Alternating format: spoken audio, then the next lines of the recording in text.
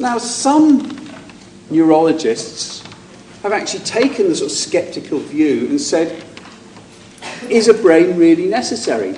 How much of our brain do we really need? So this question was actually seriously asked by this neurologist, John Lorber, at a conference of paediatricians, child neurologists. And he was asking it because he had been researching a condition called hydrocephalus, or water on the brain, which actually happens quite a lot in children. If it happens in adults, it can be fatal, as I'll show you. This condition results from a build-up of the cerebrospinal fluid in the ventricles of the brain. It can cause sort of mental retardation and death if it's not treated.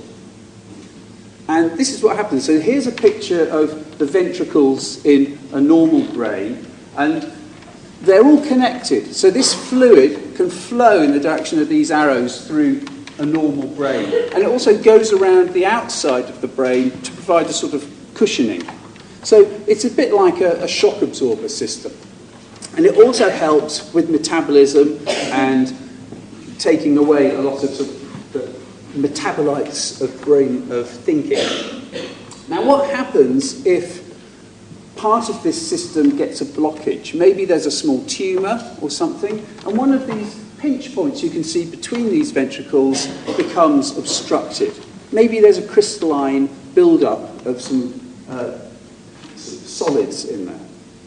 Well, then the circulation ceases and the pressure begins to build up.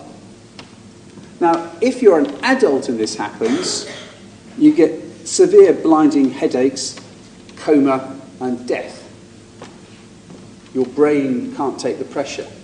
If you're a young child, however, your skull has not fully formed and hardened because your brain is still growing. So we have these little zigzaggy cracks in our skull. It's a bit like the Earth's tectonic plates. And as you're a child, these continue to grow, so your skull can get bigger to accommodate your growing brain.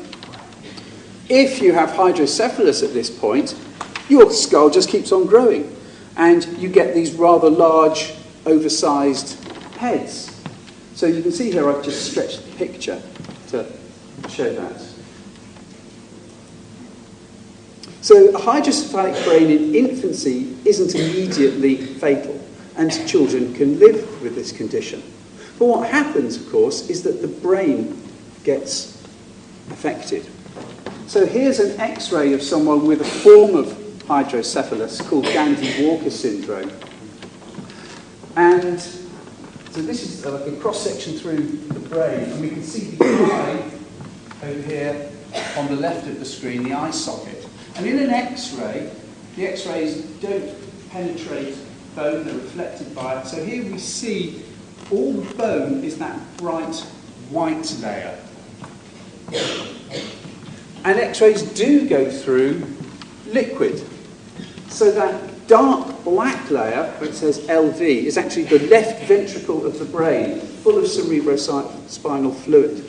So there's the skull, that white layer. There's the fluid. Where's the brain?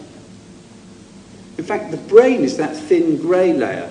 It's half water, half matter, so the X-rays penetrate it, but not as much as the water. So you can see that as that ventricle is filled with cerebrospinal fluid, it's pushed the brain out to the edge of the skull, squished it up against the skull.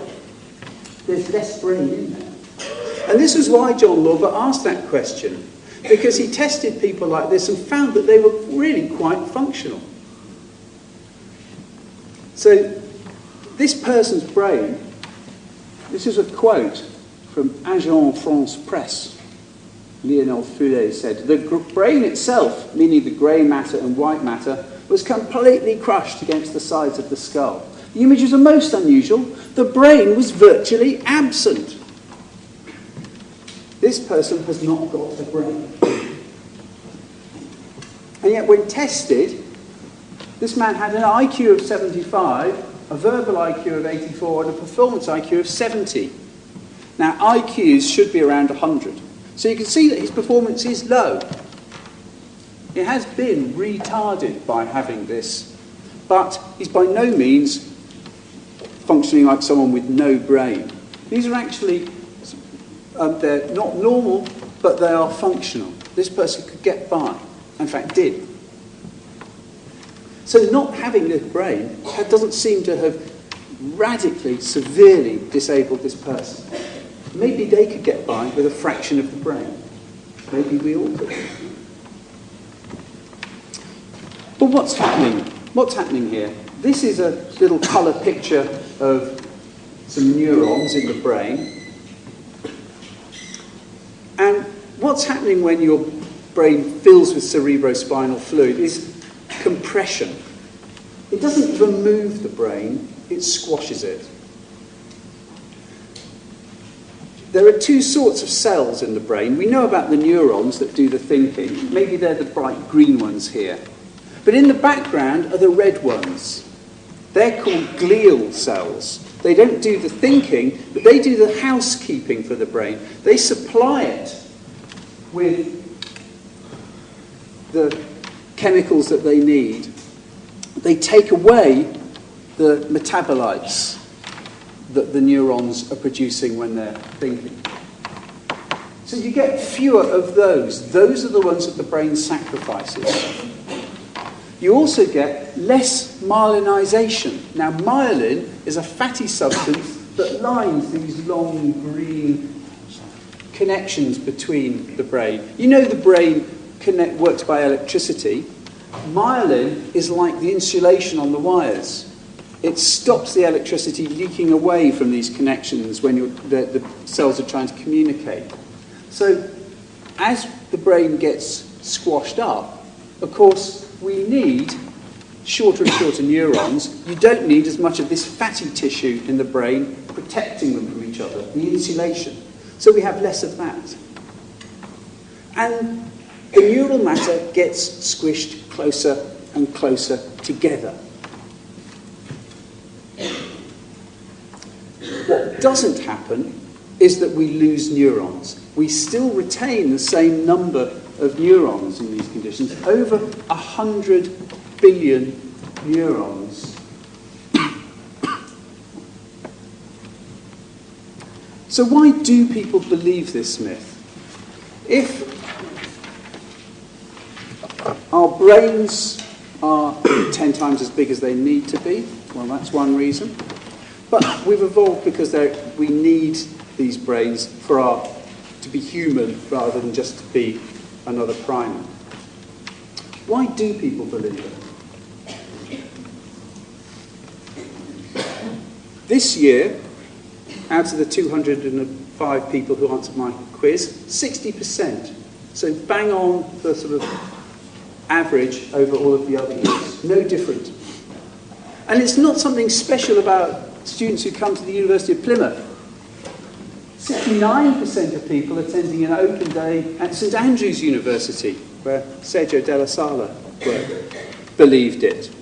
Now, St Andrews is the favourite university of the royal family. So when this was a maybe, one of these people was the Queen or Prince Philip attending an open day for one of their children. So it's not just Plymouth people believing this myth. It's a widespread myth. And I've argued that it encourages people to feel that they can improve. And we see popular reports in the press from neuroimaging studies showing that brain areas light up when we do a task, as if the rest of the brain is just sitting there inert, grey. And it's only those tiny little bits that are blazing away with activity when we're understanding a word, making a decision, eating a chocolate. But in fact, these are misleading pictures. These are not actually pictures of the brain and photographs. They're statistical images in the same way that my graph of animal sizes was a statistical image. These are just like lots of little pixels. Each pixel corresponds to a statistical test, and if the p-value is very small, they colour it yellow, and if it's medium, they colour it red, and if it's not significant, they leave it transparent, and then they overlay it onto a schematic of the brain.